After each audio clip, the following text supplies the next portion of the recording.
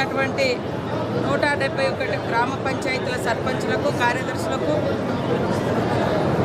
ఈరోజు మా ములుగు జిల్లా కేంద్రంలో ఈ జిల్లాలో ఉన్నటువంటి సర్పంచులకు పంచాయతీ సెక్రటరీలకు అదేవిధంగా మా పంచాయతీరాజ్ శాఖలో ఉన్నటువంటి ఇతర 5 విభాగాల అధికారులతోటి సమన్వయం చేయడం కోసం గ్రామ సమగ్ర ప్రణాళిక రూపొందించుకోవడానికి మరి శిక్షణ తరగతులను ఏర్పాటు చేసుకోవడం జరిగింది.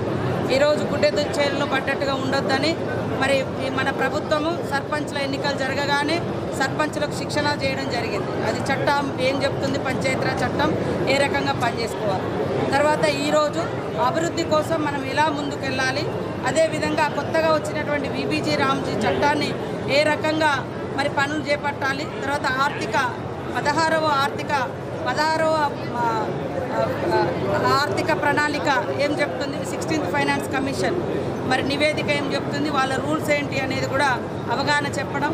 అక్కడక్కడ కుక్కల్ని కూడా ఇష్టానుసారంగా చంపేస్తున్నారు, వాటిని కూడా కంట్రోల్ చేయాలి కానీ చంపకూడదు అనేటువంటి అవగాహన. అదేవిధంగా రాష్ట్రంలో మరి ఎలాంటి కరువు పరిస్థితులు వచ్చినా ఎప్పుడైనా కూడా మరి నీటి ఎద్దడి ఉండకూడదని ఒక జలసిరి ప్రోగ్రామ్ను కూడా మేము తీసుకోవడం జరిగింది. జలసిరి ప్రోగ్రాంలో మరి ఇంటి కోసం ఇంకుడు గుంత, ఊరు కోసం ఊటికుంట, మరి పంట కోసం పంటకుంట అని జలసిరి కార్యక్రమాన్ని ఏర్పాటు చేసి ఈ పనులన్నీ కూడా చేపట్టాలని కోరడం జరిగింది. అదే కాకుండా పెద్ద ఎత్తున గ్రామ పంచాయతీలు అయినప్పటికీ తగిన విధంగా గ్రామ పంచాయతీ భవనాలు లేవు కాబట్టి ఈసారి పెద్ద ఎత్తున గ్రామ పంచాయతీ భవనాలను కూడా తీసుకోవాలని ముఖ్యమంత్రి గారు ఆదేశించడం జరిగింది.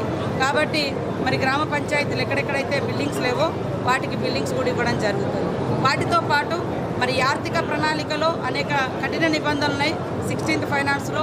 అదేవిధంగా రామ్జీ చట్టంలో కూడా మరి కొత్త రకం నిబంధనలు ఉన్నాయి కాబట్టి వాటిని ఏ రకంగా మరి వాడుకోవాలి, ఎక్కడ కూడా మిస్యూజ్ కాకుండా మరి సర్పంచులు ఏదైనా తప్పు చేస్తే కూడా మరి సస్పెండ్ అవుతారు, రిమూవల్ అవుతారు, ఇట్లాంటి ప్రాబ్లమ్స్ ఉంటాయి కాబట్టి వాళ్ళకి అవగాహన కల్పించాలని ఈరోజు ములుగు జిల్లా కేంద్రంలో ఈ శిక్షణా తరగతులను ఏర్పాటు చేయడం జరిగింది.